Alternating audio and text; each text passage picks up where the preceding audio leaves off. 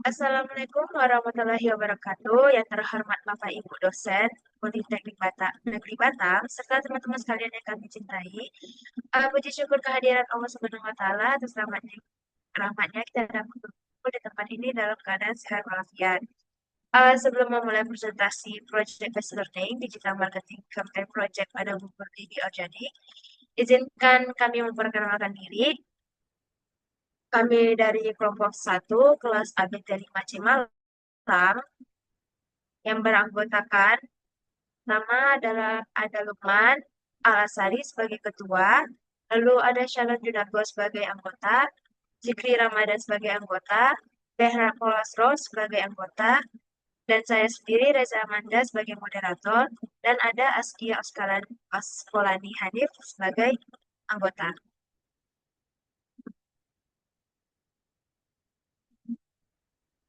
Untuk daftar isi terdapat 5 daftar isi. Yang pertama ada latar belakang, kedua tujuan dan manfaat proyek, ketiga ada profil mitra PBL, keempat analisis situasi, dan terakhir ada perencanaan strategi kampanye digital.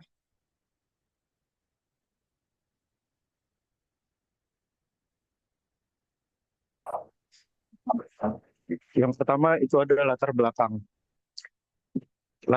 Belakang proyek ini bertujuan untuk menganalisis dan merancang strategi pemasaran digital bagi produk bubur baby organik, yaitu produk dari PT Moras Food Prima Organik Indonesia. Tujuannya untuk memperkuat digital presence dan meningkatkan brand awareness melalui strategi pemasaran berbasis media sosial. Selanjutnya, alasan kami memilih bubur baby ini sebagai mitra itu kami rasa belum memiliki digital presence yang kuat walaupun sudah cukup populer di kalangan orang tua yang anaknya telah memasuki usia konsumsi empasi.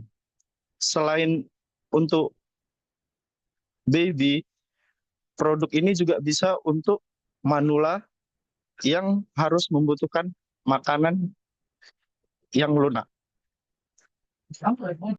Tujuan dan manfaat proyek. Tujuan dari proyek ini adalah membantu mitra dalam pengelolaan platform digital yang digunakan mitra untuk meningkatkan digital presence dari produk bubur baby organik dengan harapan meningkatkan produktivitas yang dapat membantu meningkatkan penjualan.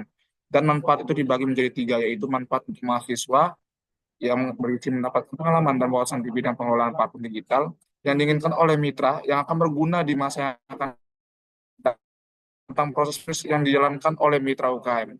Yang kedua adalah manfaat untuk Poli Batam, meningkatkan citra Politeknik Negeri Batam, dan memperkuat hubungan antar kerjasama antara Politeknik Negeri Batam dengan pihak UKM di Kota Batam. Lalu ada yang ketiga, mendapatkan bantuan dari pengelolaan platform digital tanpa memberi imbalan dan mendapatkan wawasan dari mahasiswa dalam pengelolaan platform digital. Selanjutnya ada profil mitra PBL. Dalam pengerjaan proyek PBL di semester 5 ini, kami dari kelompok 1 memilih bubur baby organik yang merupakan UKM kelas menengah yang usahanya bergerak di bidang makanan bayi. UKM ini berdiri pada tahun 2019, tepat sebelum masa pandemi COVID-19, yang awalnya itu hanya memiliki sekitar 11 cabang dan sekarang telah memiliki 23 cabang yang tersebar di Kota Batam. UKM ini mengedepankan produk segar dengan bahan organik yang semua bahannya itu tanpa menggunakan pengawet, tanpa perasa, tanpa pewarna dan zat berbahaya atau adiktif lainnya.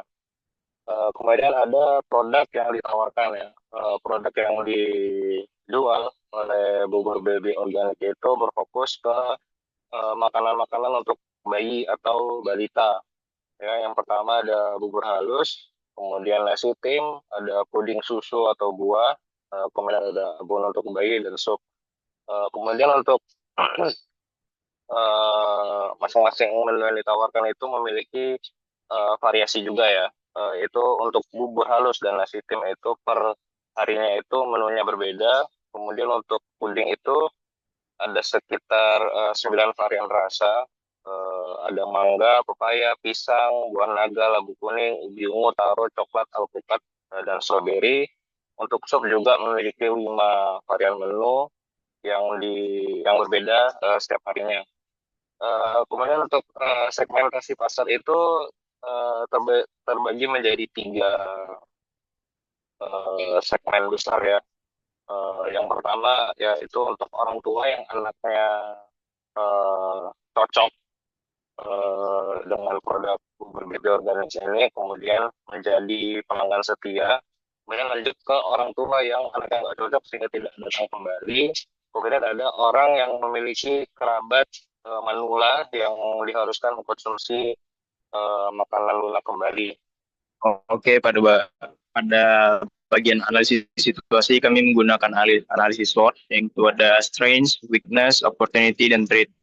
Dan pada analisis internal itu ada strength, usaha atau mitra udah berbadan usaha resmi yaitu dalam bentuk PT dan telah memenuhi perizinan usaha, dan serta ada sertifikasi halal sehingga dipercaya konsumen. Untuk weakness sendiri ada keterbatasan kapasitas produksi.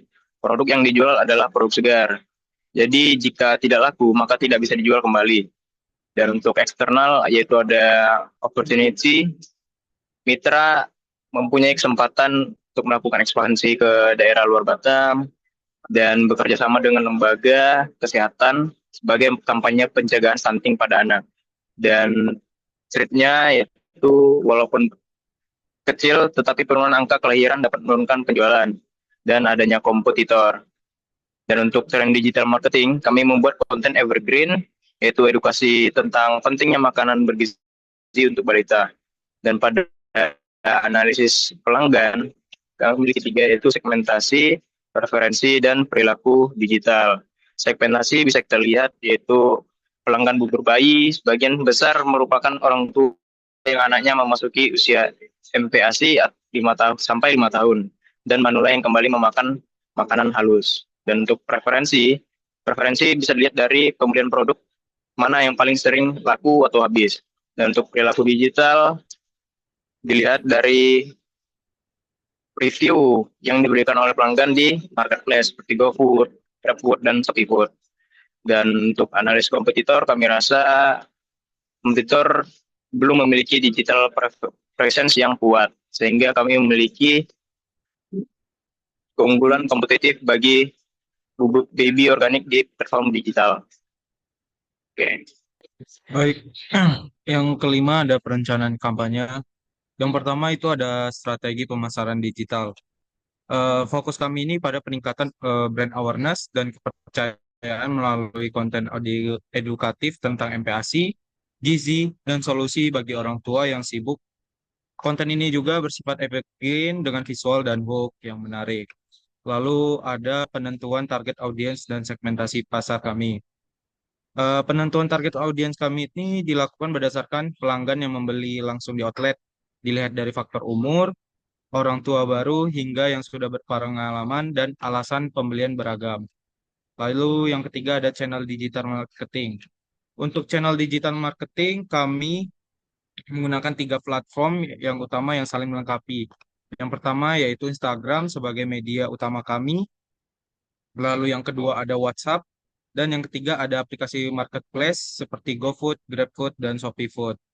Lalu untuk konsep konten dan storytelling kami akan lebih berfokus pada pembuatan story dan feed Instagram yang berisikan edukasi secara menyeluruh tentang produk yang ditawarkan oleh bubur baby organik, hingga edukasi mengenai betapa pentingnya memberi makanan yang bergizi dan berkualitas kepada anak. Lalu yang terakhir ada timeline kampanye. Pelaksanaan kampanye direncanakan selama 7 minggu, terhitung sejak minggu ke-8 hingga minggu ke-15 pada kalender akademik. Pada minggu ke-7, kami akan fokus pada produksi materi konten, termasuk pengambilan foto foto produk yang akan dijual. Lalu testimoni pelanggan juga akan kami kumpulkan sebagai bagian dari konten bukti sosial kami. Lalu untuk minggu ke-8 hingga minggu ke-15, publikasi konten akan dilakukan secara konsisten.